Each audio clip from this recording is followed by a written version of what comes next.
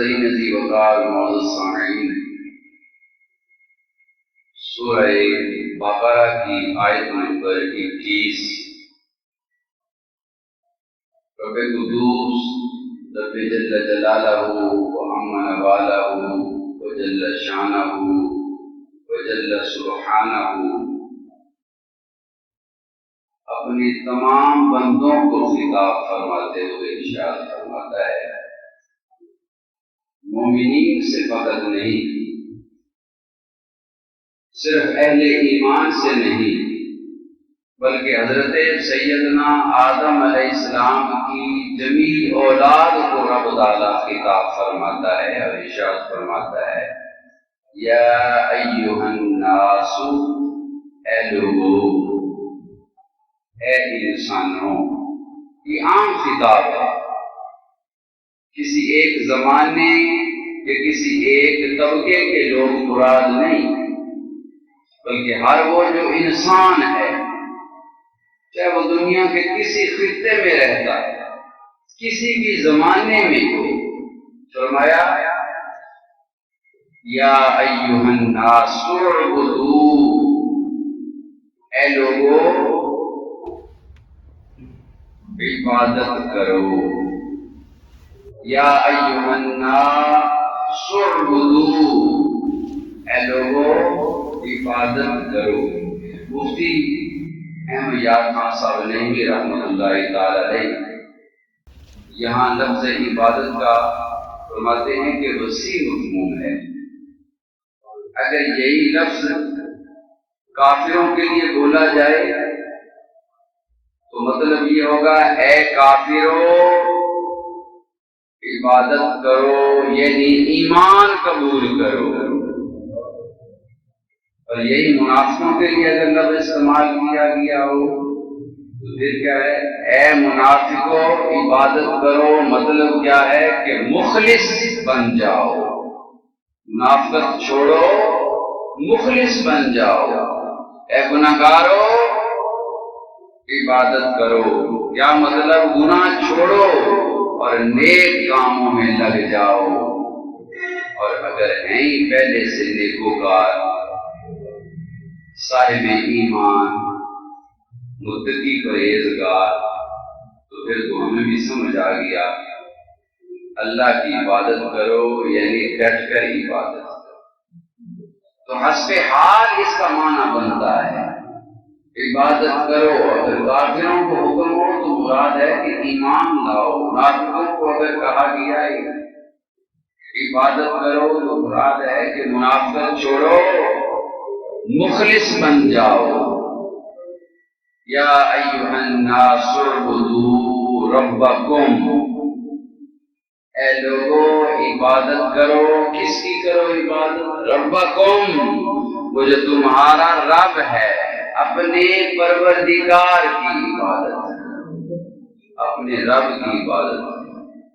الذی خلقکم، وہ جس نے تمہیں پیدا کیا، والذین من قبلکم، اور جس نے تم سے پہلوں کو پیدا کیا، تمہارے باپ دادا کو پیدا کیا۔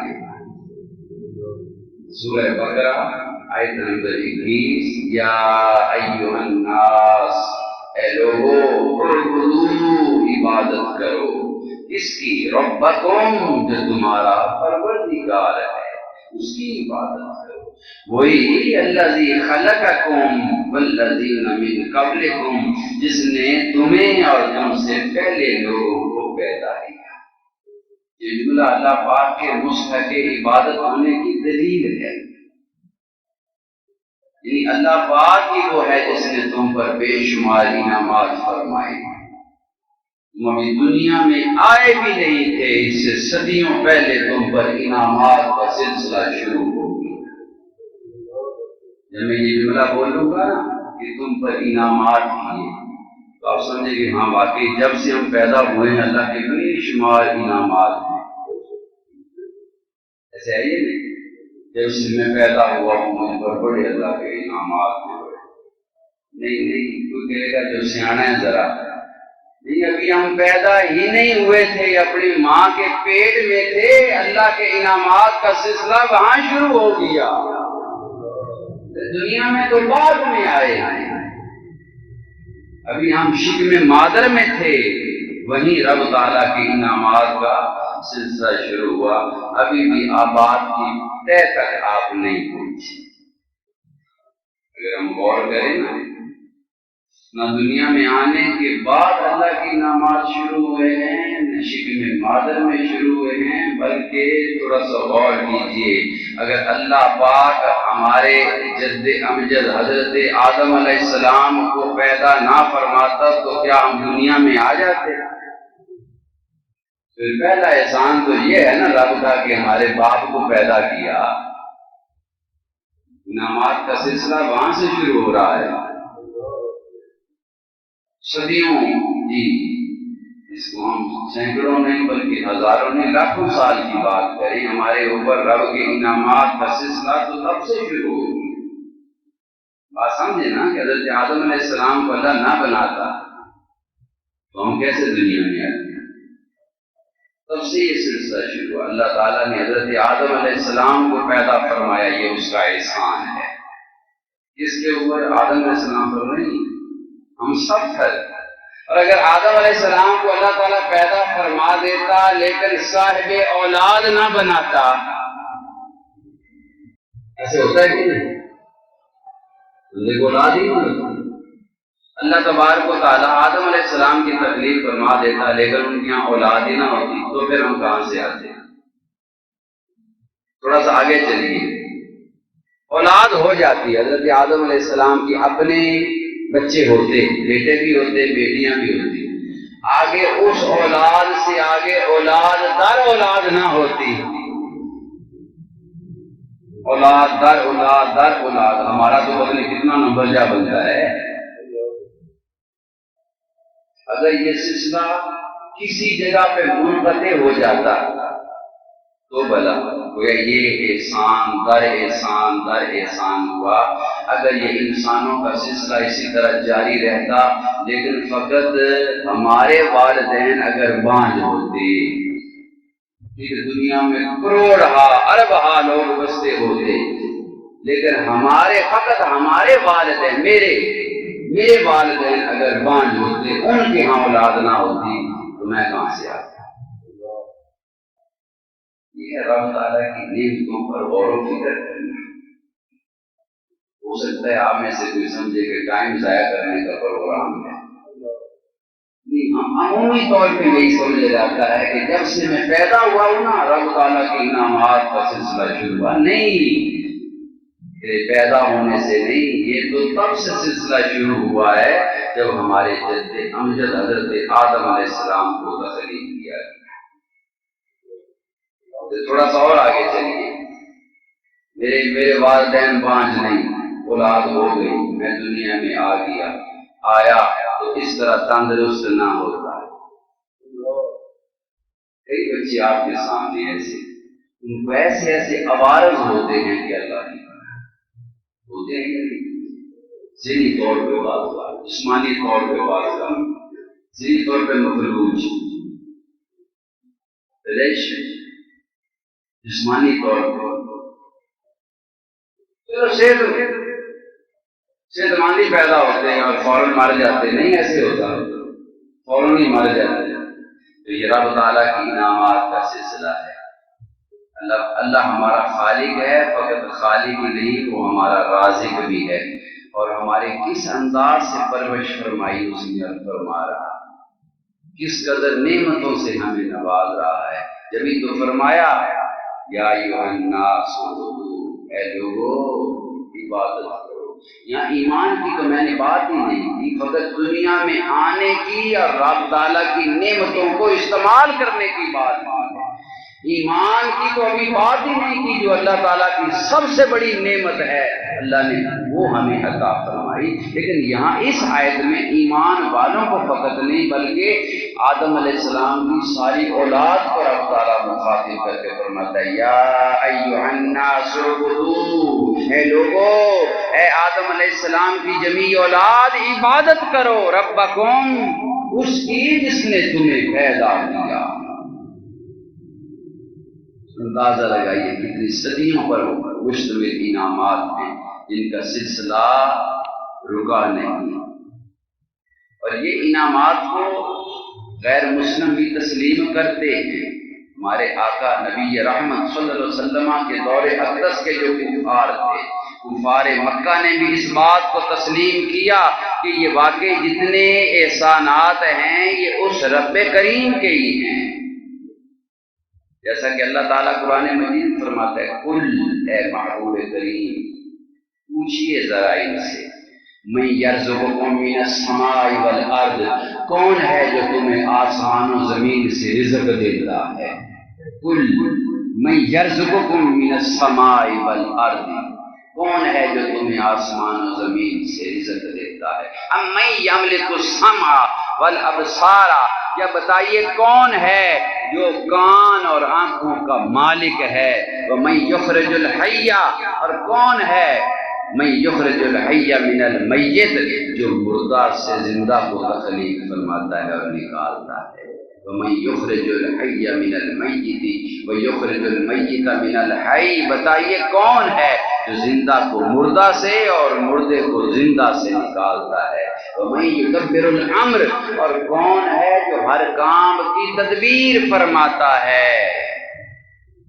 اللہ فرماتا ہے محبوب جب آپ یہ سوالات ان سے پوچھیں گے نا کہ کون ہے جو تمہیں رزق دیتا ہے آسمان سے اور زمین سے، کون ہے جو تمہاری آنکھوں اور کانوں کا بھی مالک ہے، کون ہے جو مردہ سے زندہ نکالتا ہے، زندہ سے مردہ نکالتا ہے، کون ہے جو ہر کام کی تدبیر فرماتا ہے؟ فَسَيَقُولُونَ اللَّهُ، تو یہ کہیں گے وہ اللہ ہے۔ کفار مکہ کی بات ہو رہی ہے۔ اے محبوب کریم سورہ یونس میں فرمایا، اے محبوب کریم جب ان سے آپ یہ پوچھیں گے نا کون رزق دیتا ہے، تو یہ کسی اور کا ذکر نہیں، انہیں پتہ ہے یہ جن کی ہم پوجا پاٹ کرتے ہیں نا یہ رزق دینے پر قادر نہیں ہیں، یہ ہر کام کی تدبیر کرنے کے لائق نہیں ہیں۔ جب آپ یہ سوال پوچھیں گے فَسَيَقُولُونَ اللَّهُ، تو یہ کہیں گے وہ اللہ ہے۔ قُلْ أَفَلَا تَتَّقُونَ، تو ان سے پوچھئے کہ تم اس سے ڈرتے کیوں نہیں ہو؟ پھر جو اتنی طاقتوں کا مالک ہے، افلا تتقون، پھر اس سے تم ڈرتے کیوں نہیں ہو؟ پھر اگلی آیت میں ارشاد فرما دیا فذالکم اللہ ربکم الحق، یہ ہے اللہ جو تمہارا سچا رب ہے، جن کے آگے تم سرنگوں رہتے ہو، جن کے سامنے تم سجدہ ریز ہوتے ہو، وہ خدا نہیں ہے، وہ رب نہیں ہے۔ فذالکم اللہ، جس کی ابھی شانیں بیان کی گئی ہیں نا، فذالکم اللہ ربکم الحق، وہ تمہارا سچا رب ہے۔ جی فرمایا یا ایھا الناس اعبدوا ربکم، یہ ہے تمہارا سچا رب جو اللہ ہے۔ اور سورۃ بقرہ میں یہ سورۃ یونس ہے کہ یہ شانوں والا تمہارا رب ہے، سچا رب اللہ۔ اور سورہ بقرہ کی آیت نمبر 21 میں کیا فرمایا یا ایھا الناس اعبدوا ربکم، اے لوگو وہ جو تمہارا رب ہے اس کی عبادت کرو۔ تو عبادت کرنا یہ اس لیے ضروری ہے کہ وہ ہمارا خالق ہے، وہ ہمارا رازق ہے، وہ ہمیں اتنے انعامات سے نوازنے والا ہے۔ یاد رہے کہ ہم عبادت کریں گے تو اس میں بھی اللہ کا فائدہ نہیں ہے، اس میں بھی ہمارا ہی فائدہ ہے۔ وہ کیسے؟ یہی آیت ابھی جو میں نے تلاوت کی ہے، یا ایھا الناس اعبدوا ربکم الذی خلقکم والذین من قبلکم، اے لوگو اللہ کی عبادت کرو جو تمہارا رب ہے، اسی نے تمہیں پیدا کیا اور تم سے پہلوں کو پیدا کیا۔ اللہ کیوں عبادت کریں؟ لعلکم تتقون، اس لیے کہ تمہارے اندر تقوی والی صفت آ جائے۔ وہ کریم ہم پر یہ کرم فرمانا چاہتا ہے کہ تم عبادت کو اختیار کرو گے، تمہارے اندر ایک عظیم وصف پیدا ہو جائے گا، ایک بہت بڑی خوبی آ جائے گی تمہارے اندر۔ وہ خوبی کا نام کیا ہے؟ تقوی۔ روزہ رب تعالی نے فرض کیا، بڑی اوکھی عبادت، بڑی مشکل عبادت، ساتھ ہی فرما دیا یہ صرف تمہیں مشقت میں ڈالنا مقصود نہیں ہے، کتب علیکم الصیام کما کتب علی الذین من قبلکم، یہ تم پر روزہ فرض کیا ہے تم سے اگلوں پر بھی فرض کیا۔ اللہ بڑی مشکل عبادت ہے، سارا دن بھوکا پیاسا رہنا، فرمایا یہ اس لیے ہے لعلکم تتقون، روزے کی فرضیت بھی اللہ نے یہی بیان فرمائی سورہ بقرہ کے اندر، فرمایا یہ روزہ اس لیے فرض کیا ہے لعلکم تتقون کہ تمہارے اندر ایک اعلیٰ صفت پیدا ہو جائے جسے تقویٰ کہتے ہیں۔ یہاں فرمایا سعبدو، اے لوگو اللہ کی عبادت کرو، یا اللہ کیوں؟ فرمایا لعلکم تتقون تاکہ تمہارے اندر تقویٰ پیدا ہو جائے، تمہارے اندر یہ خوبی آ جائے جسے تقویٰ کہتے ہیں۔ اب تقویٰ کا جو مفہوم ہے بڑا وسیع ہے، خلاصتاً عرض کروں تو ہماری ذات اور شخصیت میں جتنی بھی منفی چیزیں ہیں ان کا ختم ہونا یہ تقویٰ ہے۔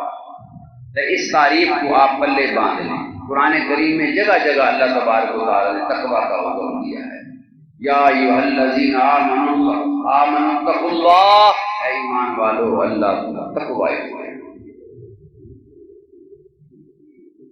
تقویٰ کیا ہے؟ اپنے اندر سے جتنی بھی منفی سوچ ہے اور منفی چیزیں ہیں وہ ختم کرنا، نیگیٹیوٹی سے کہتے ہیں وہ ختم کر دیں، نیگیٹیوٹی جتنی بھی ہے ہمارے جسم ختم کر دیں۔ مثلا کوئی بندہ اپنے فرائض پورے نہیں کرتا، چاہے وہ فرائض کا تعلق رب سے ہے یعنی نماز پڑھنا، یا بندوں سے ہے ماں باپ کی خدمت کرنا وغیرہ وغیرہ، ایک بندہ اپنے فرائض کو پورا نہیں کرتا، اس میں کوتاہی کرتا ہے تو یہ منفی چیز ہے، نماز نہیں پڑھتا، زکوٰۃ نہیں دیتا، یہ نیگیٹو مائنڈ ہے، اپنے والدین کی خدمت نہیں کرتا، پڑوسیوں کا خیال نہیں کرتا، اللہ حاضر قیاس، تو یہ کیا ہے؟ نیگیٹیوٹی ہے، نیگیٹیوٹی ہے، منفی چیز ہے، اور اس کا نہ ہونا یہ تقویٰ ہے، اس کا نہ ہونا یہ تقویٰ ہے۔ کوئی بندہ دھوکہ دیتا ہے، دوسروں کو فریب دیتا ہے، جب کاروبار کرتا ہے تو ناپ تول میں کمی کرتا ہے، مجھے بتائیے یہ پازیٹیو ہے یا نیگیٹو ہے؟ یہ چیز لوگوں کو دھوکہ دینا، لوگوں کے ساتھ فراڈ کرنا، تو یہ کیا ہے؟ یہ نیگیٹو چیز ہے، منفی چیز ہے، اور اگر کوئی بندہ اس منفی چیز کو اپنے اندر سے ختم کر دے یہ تقویٰ ہے۔ یہ ایک آسان سی تعریف آپ کہ کوئی بھی انسان کے اندر جو منفی چیز ہے نا، انگلش میں نیگیٹیوٹی کہتے ہیں، اس کو ختم کر دے، تو یہ کیا ہے؟ یہ تقویٰ ہے۔ ایک بندہ دوسروں کے خلاف بدگمانی کرتا ہے، پیٹھ پیچھے برائیاں کرتا ہے، غیبت کرتا ہے، دوسروں کی عزت پامال کرتا ہے، یہ سب چیزیں یہ نیگیٹو ہیں، ان کو اپنے اندر سے ختم کر دینا یہ تقویٰ ہے۔